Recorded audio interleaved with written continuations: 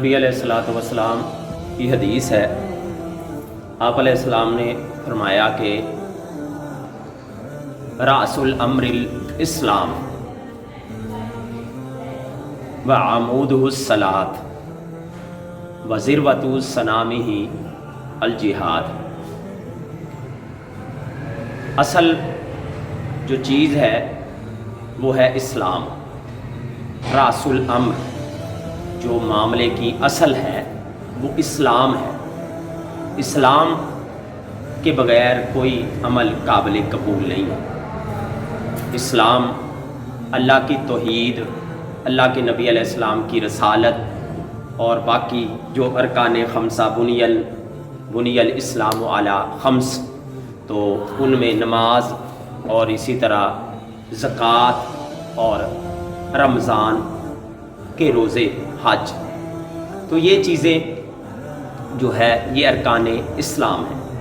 तो इनके साथ सारा इस्लाम खड़ा है। जिसकी तौहीद दुरुस्त नहीं, नबी अलैहिस्सलातु वस्सलाम की रसालत पर ईमान नहीं, तो उसका कोई भी अमल काबिल कबूल नहीं। तो आगे इस्लाम की जो बुनियाद है वह अमूदुहुस सलात, वो नमाज है। तो इस्लाम की बुनियाद, इस्लाम की जो अमारत है उसकी बुनियाद है नमाज। नमाज बंदा जो पढ़ता है वो इस्लाम की अमारत को खड़ा रखता है। अगर नमाज नहीं है तो फिर इस्लाम की अमारत जो है वो पुख्ता नहीं है।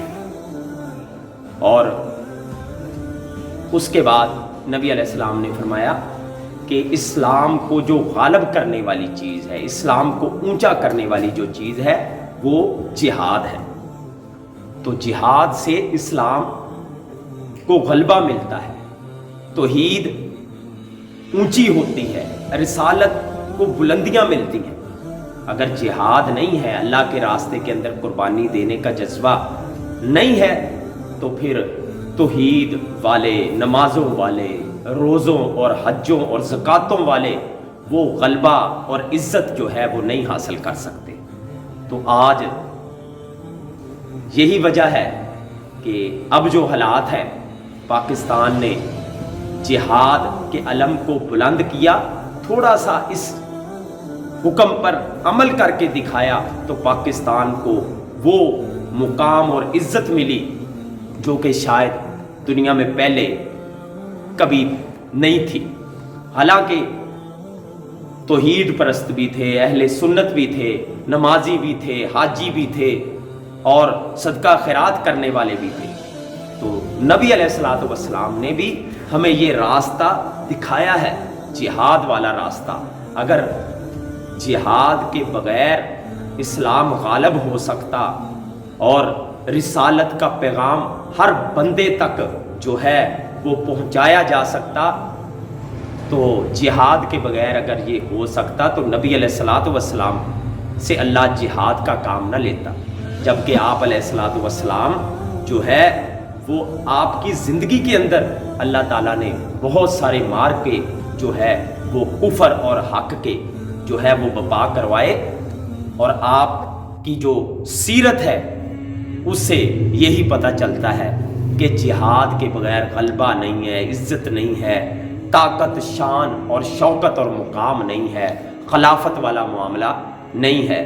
तो मुसलमान के लिए जो है इस हदीस पर जो है वो तौहीद को समझे, रिसालत को समझे, बाकी जो इस्लाम के अहकाम हाथ हैं उन पर अमल करे। और उसके बाद नमाज का अलहदा ज़िक्र है, तो नमाज को कायम करके अपनी तौहीद की अमारत, रिसालत को मानने वाली जो अमारत है उसको खड़ा रखे।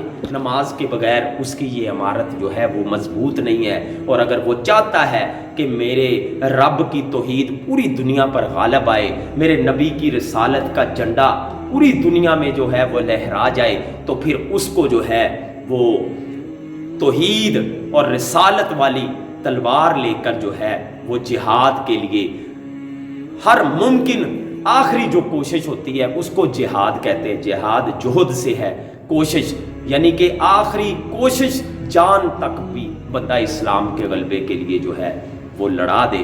تو اللہ تعالیٰ سے دعا ہے کہ اللہ تعالیٰ ہمیں توحید خالص نصیب فرمائے، نماز کی اللہ پابندی کی توفیق دے، اور اللہ مسلمانوں کو جہاد کے لیے کھڑا کرے، اور جہاد کے ذریعے ہی اللہ نے اپنے نبی کو جو ہے وہ دنیا میں غالب کیا تھا، کیونکہ اللہ نے فرمایا هو الذی ارسل رسولہ بالہدی ودین الحق۔ اللہ کے نبی کو بھیجنے کا مقصد کیا تھا؟ دین حق دے کر بھیجا، ہدایت دے کر بھیجا۔ کیوں؟ صرف اپنے اوپر اس کو غالب جو ہے نافذ کرنے کا جو ہے وہ اس سے مقصد حل نہیں ہوتا تھا۔ والذی ارسل رسولہ بالہدی ودین الحق لیظہرہ علی الدین کلہ، تاکہ وہ اس ہدایت اور دین حق کو سارے ادیان باطل پر غالب کر دے۔ ولو کرہ الکافرون ولو کرہ المشرکون، چاہے کافروں کو مشرکوں کو یہ برا ہی لگے، لیکن اصل جو نبی علیہ السلام کی بعثت کا مقصد تھا وہ ہے ہدایت اور دین اسلام کو پوری دنیا پر غالب کرنا، اور یہ جہاد